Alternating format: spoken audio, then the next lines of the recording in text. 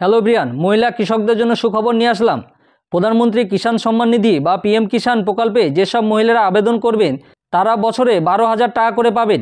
মানে এখন সবাই 6,000 টাকা পায়, মহিলা পুরুষ সবাই এখন বছরে 6,000 টাকা পায় পিএম কিষাণ নিধিতে।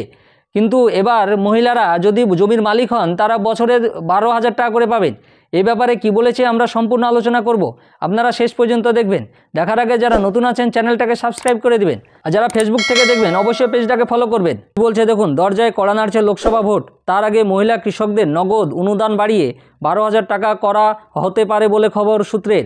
প্রধানমন্ত্রী কিষাণ সম্মান নিধি প্রকল্পে এখন মোদী সরকার দেশের সব কৃষককে বছরে 6,000 টাকা দেয়। সংবাদ সংস্থা রয়টার্সের দাবি, জমির মালিকানা থাকা মহিলা চাষিদের ক্ষেত্রে তা দ্বিগুণ করার কথা বিবেচনা করা হচ্ছে বলে জানিয়েছে সংশ্লিষ্ট একাধিক সূত্র। কিষাণ সম্মান নিধিতে এখন আমরা বছরে 6,000 টাকা করে পান, সেটা মহিলাদের ক্ষেত্রে ডাবল করে দিবে, মানে 12,000 টাকা করে দিতে পারে বলে সূত্রের খবর। বিরোধী শিবিরের এক কটাক্ষ, চড়া মূল্যবৃদ্ধি বেকারত্বের ক্ষতে মলম লাগিয়ে মহিলাদের ভোট টানতে চেষ্টার কসুর করছে না কেন্দ্র।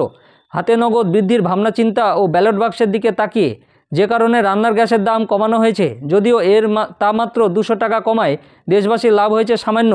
মধ্যপ্রদেশেও মহিলাদের হাতে নগদ যোগানের প্রকল্প সাফল্য এনে দিয়েছে।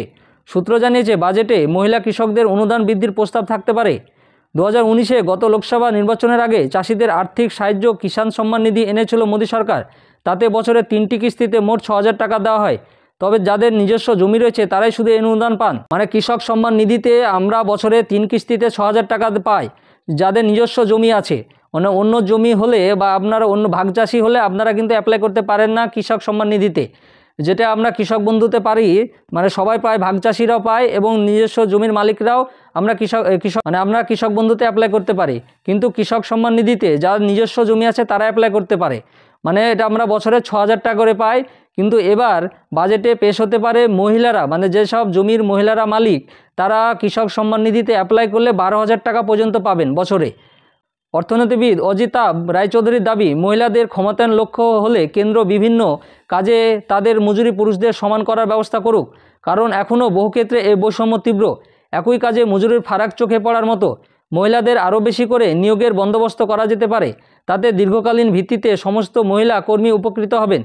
দক্ষিণ 24 পরগনা ধান ও আনাজ চাষি এবং অল ইন্ডিয়া কিষাণ ক্ষেত মজদুর সংগঠনের রাজ্য সম্পাদক মণ্ডলীর সদস্য রেণুপদ হালদারের মতে, মোদী সরকারের কৃষকদের আয় দ্বিগুণ করার প্রতিশ্রুতি দিয়েছিল, কথা রাখেনি। এখন মহিলা কৃষকদের অনুদান বাড়াতে চাইছে। এটা লোক দেখানো চটক ছাড়া কিছুই না, কারণ এতে প্রকৃত আয় বাড়বে না। তার উপর জমির মালিকানা থাকা মহিলা কৃষকের সংখ্যা এদেশে খুবই কম। তার দাবি, বরং সরকারি দামে সকলে যাতে সার, বীজ, কীটনাশক পান সেটা নিশ্চিত করুক কেন্দ্র।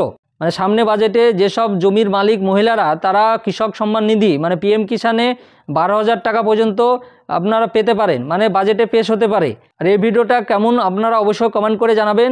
আর আমার এই ভিডিওটা ভালো লাগলে প্লিজ লাইক এবং শেয়ার করে দিবেন। আর যারা নতুন আছেন চ্যানেলটাকে সাবস্ক্রাইব করে দিবেন, আর পাশে থাকা বেল আইকনে ক্লিক করে দিবেন যাতে আমার পরবর্তী ভিডিওটা আপনি প্রথমেই পেয়ে যান। আর যারা ফেসবুক থেকে দেখবেন অবশ্যই পেজটাকে ফলো করবেন। ধন্যবাদ।